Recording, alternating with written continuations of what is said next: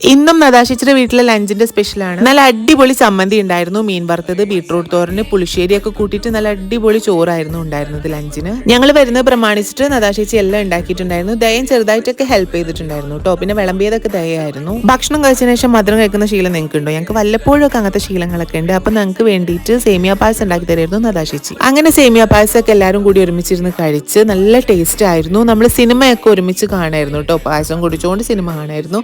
രസമാണ്. നമ്മൾ എത്ര കണ്ട സിനിമകളാണെങ്കിലും എല്ലാവരും കൂടി ഒരുമിച്ചിരുന്ന് സംസാരിച്ചൊക്കെ കഥയൊക്കെ പറഞ്ഞിട്ട് കാണുന്നതിന്റെ വൈബ് വേറെ തന്നെയാണ്. നിങ്ങൾക്ക് അത് ഇഷ്ടമാണെങ്കിൽ താഴെ കമന്റ് ചെയ്യും. ചൂട് പായസം ആയതുകൊണ്ടാണ് ഇവരെ കൈ പൊള്ളിയത് കേട്ടോ.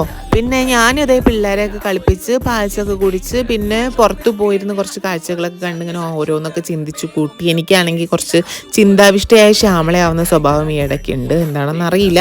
അങ്ങനെ പ്രേമലുമാണ് കണ്ടുകൊണ്ടിരുന്ന പടം. നമ്മൾ കുറേ കണ്ട പടമാണ്. പിന്നെ ഉമ്മറത്ത് പോയിരിക്കുക, ഉമ്മറത്ത് പോയിരുന്നതേ സമാധാനമായിട്ട് ഇങ്ങനെ ഇരിക്കുക, അതൊക്കെ തന്നെ.